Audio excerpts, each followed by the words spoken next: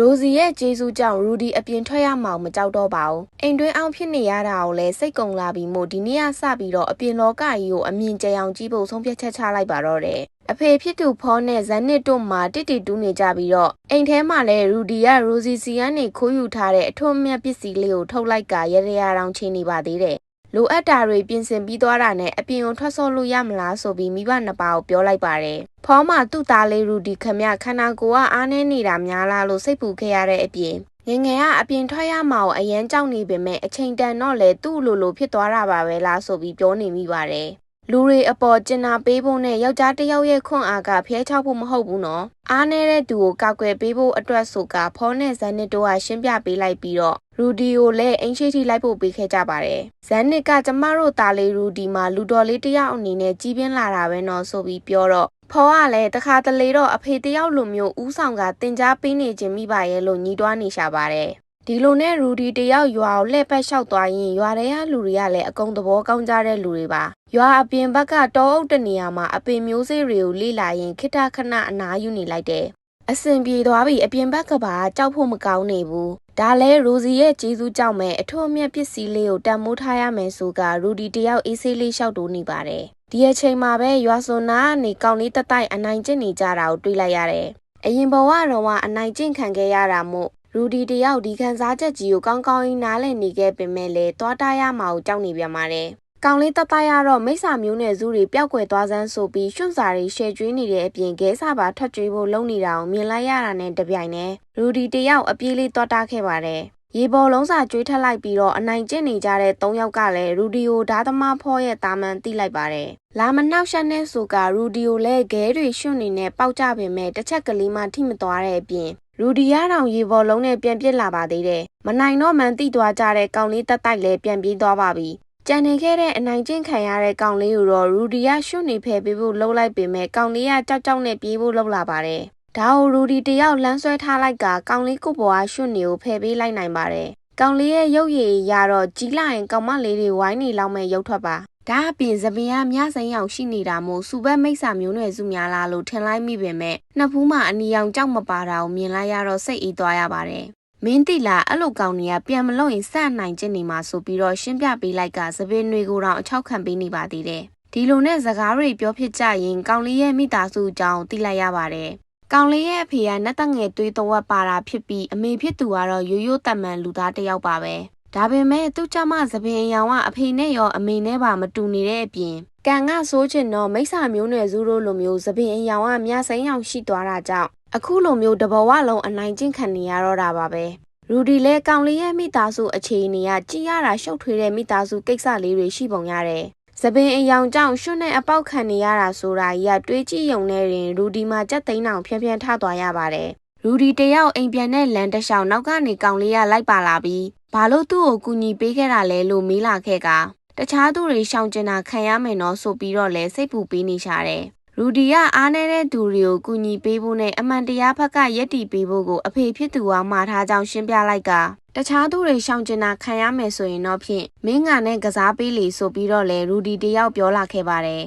အခုလိုမျိုးပြောရတဲ့အကြောင်းရင်းအမှန်တရားကတော့ကောင်လေးကိုကြည့်ရတာကြီးလာရင်ဒီမျက်နှာအနေထားနဲ့ကတော့အနာဂတ်မှာမိန်းကလေးတွေကြားမှာရေပန်းစားမဲ့ရုပ်ထွက်မျိုးရှိနေတာမို့အခုကလေးကတငယ်ချင်းဖွင့်ထားလိုက်မယ်ဆိုရင်တော့ဖြင့်နောက်အနာဂတ်မှာငါလည်းပဲကောင်မလေးတစ်ယောက်လောက်ရနိုင်မယ်ကံကောင်းရင်2ယောက်လောက်ပေါ့ဆိုပြီးအကြံစိုးကြီးနဲ့ပါကောင်လေးကတော့ဒါရီကိုမသိရှာပဲရူဒီသူ့ကိုကူညီပေးခဲ့တာမို့အရန်ပျော်နေပါတယ်ဒီလိုနဲ့ရူဒီတယောက်သူ့ကိုယ်သူမိတ်ဆက်လိုက်ကငါတို့2ယောက်ကအခုကစပြီးတော့တငယ်ချင်းတွေဖြစ်သွားကြပြီပဲမင်းနာမည်ဘယ်လိုခေါ်လဲဆိုပြီးကောင်လေးကိုမေးလာခဲ့ပါတယ်ကောင်လေးရဲ့နာမည်ကစီလိုဖီပါစီလိုဖီနဲ့ရူဒီတို့ကတောင်ကုန်းလေးတက်နေရစီရောက်လာခဲ့ကြပြီးတော့စီလိုဖီကသူ့ကိုမော်ပညာသင်ပေးပါလာတော့ရူဒီကိုမေးလာခဲ့ပါတယ်ရူဒီကလည်းမော်မန်တန်တွေရွတ်နိုင်ရင်တော့လုံနိုင်မယ်ထင်တာပါပဲဆိုပြီးပြောလိုက်ကစိတ်ဝင်စားရင်သူသင်ပေးမဲ့အကြောင်းနဲ့မင်းကငါထက်ချောနေတာမို့ခဏလေးအတွင်းမှာတက်မြောက်နိုင်နေဆိုကအားပေးစကားတွေစီလူဖီကိုပြောပေးလိုက်ရင်2ယောက်သားတညက်နေလုံးမော်ပညာကိုပဲလေ့ကျင့်နေကြပါတယ်ဒီလိုနဲ့ညနေဆောင်လာပြီးမို့စီလူဖီကိုအိမ်ပြန်လိုက်ပို့ပေးခဲ့ပြီးရူဒီလည်းအိမ်ကိုပြန်လာခဲ့ပါတယ်ရူဒီအိမ်ပြန်ရောက်ချိန်မှာတော့စိတ်တုန်နေတဲ့သူ့အဖေကိုမြင်လိုက်ရကဖောကမင်းပြစ်တွေကိုမင်းသိလားလို့မေးလာခဲ့ပါတယ်ရိုစီရဲ့အတွင်းကန်ကိုခိုးထားတာသူ့အဖေတိသွားတာများလားလို့ရူဒီတယောက်ရင်းနေပါတုံသွားရပါသေးတယ် ဒါပေမဲ့ဖောပြောနေတာကအတွင်းငံကိစ္စမဟုတ်နေပဲမနက်ကကောင်လေးတတိုက်အကြောင်းမှာဝါတုတ်ဆိုမဲ့ကသူ့အမေနဲ့အတူဖောစီရောက်လာပြီးရူဒီကအနိုင်ကျင့်ခဲ့တဲ့အကြောင်းလာတိုင်ပြောပြီးသားဖြစ်ပါတယ်။ဖောကိုတေချာလေးရှင်းပြပေးဖို့လှုပ်လိုက်ပေမဲ့လည်းဖောကတော့ရှင်းပြခွင့်လေးတောင်ပေးမလာပါဘူး။ဒါအပြင်စင်ဂျူရီလာမပေးနဲ့ကွမကောင်းတာလုပ်ပြီးအရင်ဦးဆုံးတောင်းပန်ရမယ်လို့သာပြန်အော်ပြောနေခဲ့ပါတယ်။အလိညာစကားထက်သူပြောမဲ့စကားကိုတော့ဖောတယောက်နားထောင်မဲ့ပုံမပေါ်နေတာကြောင့်ဘာမှမပြောဘဲနေလိုက်တယ်။ဘာမှမပြောဘဲနေပြန်တော့လဲ။ဘာလဲဘာလို့တခုမှပြန်မပြောရတာလဲဆိုပြီးမေးခွန်းထုတ်ပြန်တော့ရူဒီကသားပြန်ပြောရင်စင်ကြေပေးတယ်လို့ပြောမှမလို့ပါ။ကလေးကဘာမှမပြောရသေးခင်အော်ပြီးတောင်းပန်ခိုင်းတယ်လူကြီးတွေအလုတ်ကလွယ်ကူတော့မနာလိုတောင်ဖြစ်မိတယ်။ဆိုပြီးပြန်ပြောပေးလိုက်တော့ဖောလက်ဖော်ဝါစာမိသွားပါတယ်။လက်ဖော်ဝါစာမိသွားပေမဲ့လည်းရူဒီကစိတ်ဆိုးစိတ်ကောက်အောင်ငိုတာမျိုးမရှိနေပါဘူး။သူ့ဘာသူပြန်ထားလာခဲ့ပြီးအဖေကျွန်တော်အခုအချိန်ဒီတတ်နိုင်သမျှသားနိုင်မှလေးတယောက်ဖြစ်အောင်နေခဲ့ပြီးပြီအဲ့ဒါနဲ့ဆိုင်မဆိုင်မဲဆိုပြီးဖောကပြောတော့ဆိုင်နေအဖေတိတ်ကိုဆိုင်ပါတယ်ကျွန်တော်ကအဖေယုံကြည်မှုတွေရအောင်တေချာစူးစမ်းခဲ့တယ်ဒါပေမဲ့အဖေကတော့ကျွန်တော်ကိုဖြည့်ရှင်းခွင့်လေးတောင်မပေးနေတဲ့အပြင်အော်ပြီးတော့လက်ပါပါတယ်ဆိုမဲကောင်လေးကတေချာပေါက်ဒဏ်ရာရနေတာကွာဆိုပြီးဖောကပြောမဆုံးသေးဘူးအဲ့ဒဏ်ရာကျွန်တော်ကြောင့်ဖြစ်တာဆိုရင်တော့ကျွန်တော်ကတော့ပြန်မတောင်းမှန်နိုင်ဘူးဆိုကရူဒီတယောက်တည်းပဲပြောထည့်ပေးလိုက်တယ်ဒီတော့မှခဏလေးနေပါအောင်ဘာတွေဖြစ်ခဲ့လို့လဲတွေဖြစ်ကုန်ပါတယ်စိတ်မပူပါနဲ့ဖေကြီးဟာနောက်တစ်ခါစပြီးလူ၃ယောက်ကကူရမဲနေတဲ့ကောင်လေးတယောက်ကိုအနိုင်ကျင့်နေကြတာတွေ့ရင်တော့လစ်လူရှုထားလိုက်ပါမယ်လိုအပ်ရင်၄ယောက်တယောက်ဖြစ်အောင်ကျွန်တော်ကပါဝင်နိုင်ကျင့်ပါအဲ့ဒါဂရီလက်မိသားစုရဲ့ကိုကျင့်တရားဆိုပြီးလူတွေကိုအသိပေးလိုက်ရအောင်နောက်ပြီးအရွယ်ရောက်လာရင်မိသားစုဝင်ကထွက်ပြီးအိမ်ပေါ်ကနေဆင်းမယ်ကို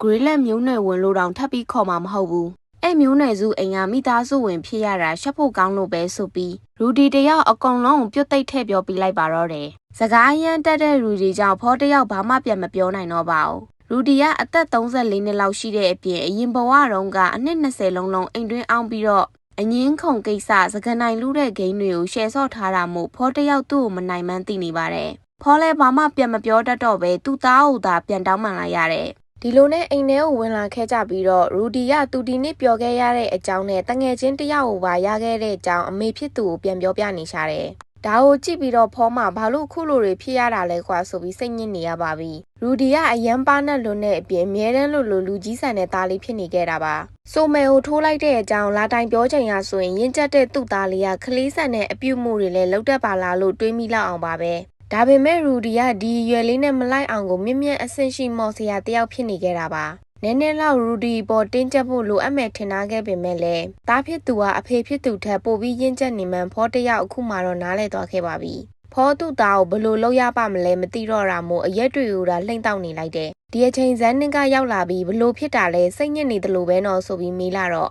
ဖောကရူဒီနဲ့စကားများမိတဲ့အကြောင်းနဲ့သူ့သားရူဒီကိုထွက်သွားဖို့ပြောရင်ချက်ချင်းအိမ်ပေါ်ကနေဆင်းသွားလောက်တယ်တွေ့ဝေးမနေပဲနဲ့ပေါ့ဇန်နစ်ကရှင့်လိုမျိုးလားဆိုပြီးပြောလိုက်တော့ဖောကလည်းအိမ်ပေါ်ကနေဆင်းလာတဲ့ငမိုက်သားတယောက်ပါပဲနောက်ဆုံးအချိန်ဒီမတောင်းပန်ဖြစ်ခဲ့ပေမဲ့အဖေလည်းဒီလိုမျိုးခံစားခဲ့ရတာနေမယ်လို့ဖောတယောက်တွေးနေမိပြီးနောင်တတွေရနေရှာတယ်ဒီလိုနဲ့နွေရာတီကိုတောင်ပြန်ရောက်လာခဲ့ပါပြီရူဒီနဲ့ဆိုမဲတို့တတိုက်ကရန်ဖြစ်တုံးဖြစ်ပြီးရူဒီကလည်းဆိုမဲကိုရှယ်ကျွေးနေတော့မှဆိုမဲရဲ့အမေဖြစ်သူကတော့ဆိုမဲဒဏ်ရာရတာကိုအကြောင်းပြပြီးအိမ်ကိုခဏပြဿနာလာရှာပါတယ်ကြည့်ရတာတားဖြစ်သူကိုစိုးရိမ်တာထက်ဖောကိုကျွေးနေလို့ထင်တာပါပဲခလေးအကြောင်းပြပြီးလာတွေ့နေတာဆိုတာမှနေတိုင်းနီးပါပဲကွာငါအဖေကစော်တာအားကြည့်တာပဲနော်ဆိုပြီးအတွေးတွေလွန်ကဓားလေးကျင်ရင်အားကြနေရှာတယ်ဒီအချိန်မှာပဲချိန်ထားတဲ့တစ်ပင်အောက်ကိုစီလူဖီတယောက်ရောက်လာခဲ့ပါတယ်ဒီ6လအတွင်းမှာစီလူဖီရဲ့မော်ဆွမ်းအားအတော်လေးကိုတိုးတက်နေခဲ့ပါပြီကြည့်ရတာငါတင်ပြမှုကမှန်ကန်လို့ဖြစ်မယ်ထွက်လာတဲ့မော်ဆွမ်းအားပမာဏအကန့်အသက်ကတကယ်ကိုမယုံနိုင်စရာကောင်းလောက်အောင်ပါပဲဆိုပြီးရူဒီတယောက်တွေးနေမိပါတယ်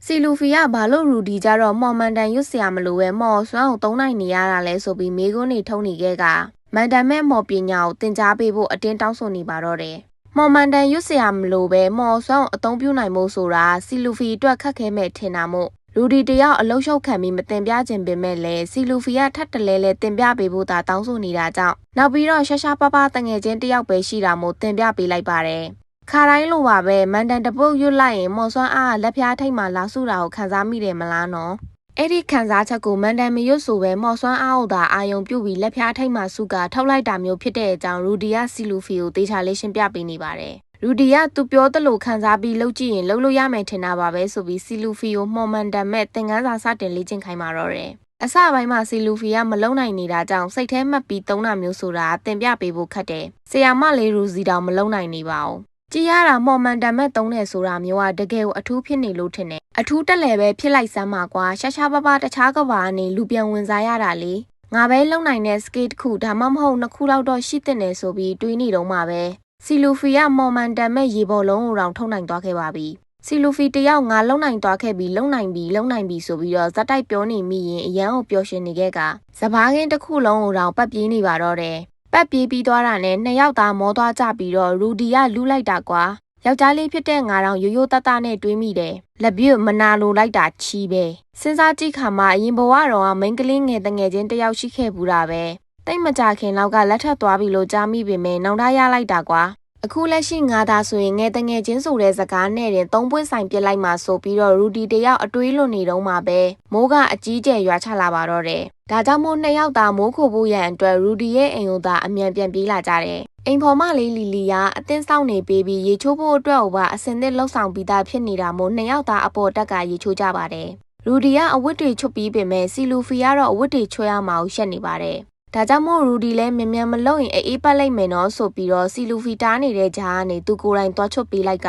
အတွင်းကန်လေးတစ်ထဲသားကြမှာတော့တယ်အတွင်းကန်အောင်ဆက်ချွတ်ဖို့လှုပ်လိုက်ပေမဲ့စီလူဖီကလုံးဝအောင်အချွတ်မခံနေပဲရှယ်ညင်းနေတာပါဒါကြောင့်မို့ရူဒီတယောက်စီလူဖီအခုဘယ်လိုခံစားရနေလဲဆိုတာသူနားလဲတဲ့အကြောင်းနဲ့ငါလည်းပဲအရင်ဘဝတော့ဆိုရင်လူတွေဝိုင်းဟားကြတဲ့သားပေါက်လေးရှိနေတာဆိုပြီးကိုချင်းတွေစာပေးနေပါတော့တယ်ဒီလိုနဲ့မလောင်ပါဘူးဟာချွတ်မှသာချွတ်လိုက်စမ်းပါဆိုပြီးထပ်ပြောတော့စီလူဖီကမလုပ်ဖို့ပဲအာပြင်းနဲ့អော်နေပါတယ်အဲ့လောက်တောင်ထူးဆန်းတဲ့ပုံစံဖြစ်နေလို့လားဘာတော့ဟာငါတယောက်တည်းကိုတုံးလုံးနဲ့မတရားလိုက်တာကွာဆိုပြီးရူဒီတယောက်တွေးလိုက်ကမချွတ်နဲ့ဆိုရင်လည်းမချွတ်တော့ပါဘူးအဲ့အစားရေချိုးပြီးသွားရင်အဝတ်စားတေချာပေါက်လဲလိုက်နော်ဟုတ်ပြီလားဆိုပြီးရူဒီတယောက်ရေချိုးတော့မဲ့ဟန်ပြင်လိုက်ကစီလူဖီတတိလက်လွတ်နေတော့မှပဲနောက်ပြန်လှည့်ပြီးတီးထုတ်ပြီးလိုက်ပါတော့တယ်ဒီတော့မှရူဒီတယောက်တိလိုက်ရတာကတော့စီလူဖီကမိန်းကလေးတယောက်ဆိုတာပါပဲစီလူဖီငိုတန်ကြောင့်ဖောကရောက်ချလာပြီးကလေးနှစ်ယောက်ကိုလူချင်းခွဲလိုက်ပါတယ်ဖောကသူ့သားကိုရေချိုးပေးနေပြီးဘာလို့အခုလိုလုံးလိုက်ရတာလဲဆိုတဲ့အကြောင်းတေချာလေးမေးခဲ့ကအရင်တစ်ခါကအတွေ့အကြုံကြောင့်ဘာမှမစင်စားပဲဒေါသထွက်လိုက်လို့မဖြစ်ဘူးအရင်အမားမျိုးကိုပဲထပ်ဖြစ်မခံနိုင်ဘူးဆိုပြီးကလေးကိုတေချာမေးကြည့်ရမယ်ဆိုတာဖောသိခဲ့ရပါတယ်နှစ်ယောက်လုံးဆူရွှဲနေတော့သူ့အေးမိမှစိုးရိမ်လို့ချွတ်လိုက်မိတာဆိုတဲ့အကြောင်းရူဒီတယောက်မျက်နှာငယ်လေးနဲ့ရှင်းပြနေခဲ့ကဒီကိစ္စမှာသူရမ်းလွန်သွားတာမို့တောင်းပန်နေရှာတယ်ဖောကကဲပါလေမင်းရွယ်ဆိုရင်လည်းအဲ့လိုဟာမျိုးကိုတော့စိတ်ဝင်စားမိမှာပဲလေအတင်းကြတော့မလုပ်ရဘူးနော်ဆိုပြီးဆုံးမလိုက်ကသူသားသူ့ရဲ့ဖွန်ကြောင်ခြင်းနဲ့စိတ်ကိုတော့အမွေရထားတာပဲလို့တွေးနေမိပါသေးတယ်ရူဒီကနောက်ထပ်မဖြစ်စေရပါဘူးဆိုတဲ့အကြောင်းနဲ့သူ့အမားကိုသူလက်ခံပြီးတောင်းပန်ရင်တောင်းပန်နေပါတော့တယ်ဖောကအဖေကိုမတောင်းပန်နဲ့စီလူဖီကိုပဲတောင်းပန်လိုက်တော့ဟုတ်ပြီလားဆိုပြီးထပ်ပြောတော့ခွင့်လွတ်ပေးလောက်ပါမလားမသိဘူးဆိုကရူဒီတယောက်စိုးရိမ်နေတာမို့အစင်ပြေသွားမှာပါကွာစိတ်ပါပါနဲ့တောင်းပန်လိုက်ရင်ခွင့်လွတ်ပေးမှတေးချပါတယ်ဆိုပြီးဖောတယောက်သူ့သားလေးရဲ့ခေါင်းကိုပုတ်ပေးနေရင်နှစ်သိမ့်အားပေးနေရှာတယ်ဒီလိုနဲ့စီလူဖီကိုပြန်တောင်းပန်ဖို့အတွက်အောက်ထပ်ကိုရူဒီတယောက်ဆင်းလာခဲ့ပါတယ်မိန်းကလေးတယောက်စီကအငင်းခံရရင်ဘလို့ဖြစ်တယ်ဆိုတာကိုကောင်းကောင်းနားလဲပါတယ်မိမတွေအကြိုက်လိုက်တတ်တာငါတို့မျိုးရိုးပဲမင်းလဲဆက်ခံနိုင်မှာပါနောက်ပြီးတော့ညံထက်တဲ့သူပဲလောက်ခဲ့တဲ့အမားကိုကောင်းတဲ့ဘက်ရအောင်ပြန်ပြင်နိုင်မှာပါတချိန်တည်းနဲ့စိတ်ပူအောင်ကောမျောလင်းချက်ထားရအောင်ကောလုံနိုင်လွန်းနဲ့မင်းအားဆိုပြီးဖောတယောက်တွေးနေတော့မှပဲရူဒီကတောင်းပန်ပါတဲ့စီလူဖီရေသပင်တုံနဲ့ဆိုတော့တစ်ချိန်လုံးယောက်ျားလေးလိုပဲထင်နေခဲ့တာကြောင့်အခုလိုမျိုးလုံလိုက်မိတာဆိုတဲ့အကြောင်းတေချာလေးရှင်းပြပေးလိုက်ကပြန်တောင်းပန်လိုက်ပါတယ်ဒါကိုကြတော့စီလူဖီကထပ်ပြီးငိုသွားတဲ့အပြင်မိန်းကလေးကိစ္စမှာကြတော့သူ့သားထင်ထားတာထက်ကိုပိုတုံးအနေမှန်ဖောတယောက်သိလိုက်ရပါတယ်နောက်တစ်နေ့မှာတော့တားဖားနှစ်ယောက်ဓာရေးလေးချင်းနေကြတယ်အားလည်းမဆိုင်ပါလားဧကန်နာစီလူဖီနဲ့ပြန်အစင်မပြေသေးဘူးလားဆိုပြီးဖောကမေးလာတော့ရူဒီကဟုတ်တဲ့အကြောင်းနဲ့ဓာရီကလည်းတော်မလာဘူးမောယုံပဲဖတ်တင်နေတယ်ဆိုကစိတ်ညစ်နေရှာတယ်ဖောကအဖေအကြံကောင်းပေးရမလားဆိုပြီးပြောလာတော့ရူဒီကတောင်းဆိုပါတယ်ဖေကြီးရာဆိုကခက်ခက်ရရတွေတောင်းဆိုနေပါတော့တယ်နားထောင်တော့ငါသားမိန်းမတွေရဲ့ယောက်ျားလေးတွေရဲ့တာမာတဲ့ဘက်ကိုလည်းနှစ်သက်တယ်လို့အားနေတဲ့ဘက်ကိုလည်းနှစ်သက်ကြတယ်စဉ်းစားကြည့်ပေါ့ကွာကိုထက်အရန်တာတဲ့သူတယောက်ကကို့အဝတ်ပလာနဲ့လိုက်ဖမ်းနေရင်ဘယ်လိုခံစားရမလဲကြောက်သွားမယ်ထင်တယ်ဟုတ်တာပေါ့အဲ့ဒါကြောင့်အားနေတဲ့ဘက်ကိုပြလိုက်ဒါပေမဲ့ဘယ်လိုပြရမှာလဲစီလူဖီရှေ့ရောက်ရင်စိုးရိမ်တဲ့စိတ်ကိုလျှော့ထားမယ်သူကမင်းကိုရှောင်နေလို့စိတ်ညစ်နေတယ်လို့လေးလှုပ်ပြလိုက်ဟုတ်ပြီလားအဲ့လိုလှုပ်ပြီးရင်ဘာဆက်ဖြစ်မယ်ထင်လဲကောင်းကောင်းလုပ်နိုင်ရင်သူ့ဘာသာချင်းကပ်လာလိမ့်မယ်ရူဒီကဒီနီးကအလုံးမဖြစ်ရင်ရောထပ်မေးတော့အဖေကိုပြန်လာမေးပေါ့ငါသားရနောက်တနည်းအဖေပြောပြမှာပေါ့အရင်အစီအစဉ်တွေလဲချထားပြီးသားဆိုကဖောတယောက်တီးထုတ်ပေးလိုက်ပါတော့တယ် ဒီလိုနဲ့ရူဒီလည်းသူတို့အိမ်ရှိမှရောက်နေတဲ့စီလူဖီရှိကိုသွားပြီးအာထစ်ထစ်နဲ့စီလူဖီဘလောက်ချစ်စရာကောင်းကြောင်းနေသပင်အရှိထားရင်ပို့ပြီးလိုက်မှတေချာတဲ့အကြောင်းတွေကိုတယောက်တည်းလှိမ့်ပြောနေရင်စကားတွေကတောင်ရောက်လိုက်မြောက်ကိုရောက်သွားလိုက်နဲ့ဇောချွေးတွေပါပြန်နေချတယ်။ဖောကတော့နောက်မှနေပြီးရှယ်ရီအားပေးနေတာမှလွန်နေရောပါပဲ။ဒီလိုနဲ့ရူဒီတယောက်အဖေဖြစ်သူတင်ပြပေးတဲ့အကွက်ကိုစတင်အသုံးပြုနေပါပြီ။ခုနောက်ပိုင်းစီလူဖီကအေးဆက်လိုက်တာဆိုပြီးစိတ်ညစ်နေသလိုလေးလှုပ်ပြလိုက်ကချက်ချင်းဆိုသလိုစီလူဖီကခွန့်လွတ်ပြီးလာတဲ့အပြင်ရူဒီကိုမုန်းသွားတာမျိုးမဟုတ်တဲ့အကြောင်းနဲ့အရင်လိုပဲတမန်တိုင်းတူတူကစားကြရင်မော်ပညာအောင်လေးလာကနေ့ရက်တိုင်းကိုပျော်ပျော်ရွှင်ရွှင်ဖြတ်တန်းကြရအောင်ဆိုပြီးတော့စီလူဖီတယောက်ပြောလာခဲ့ပါတယ်။ဒါကိုကြတော့ရူဒီခမကဘာတက်မှရထားတဲ့တငယ်ချင်းကိုတန်ဖိုးထားပြီးကောင်းမွန်တဲ့ဆက်ဆံရေးလေးရှိနေရင်ကိုကျင့်တတ်ပါတယ်လို့တွေးလိုက်ကနှစ်ယောက်သားပြန်တဲ့သွားကြပါတော့တယ်။ဖော်လဲကလေးနှစ်ယောက်ကပြန်တဲ့သွားကြတာမို့ဝမ်းသာတကြီးအပြေးလေးပြီးဖက်ကတစ်ချိန်တည်းမှာပဲဖော်တွေးတဲ့ကနေငါကဒီလောက်အသက်ငယ်သေးတဲ့ငါသားကိုဘာတွေသွားတင်ပေးမိနေပါလဲလို့ပြန်တတိရသွားပါတော့တယ်။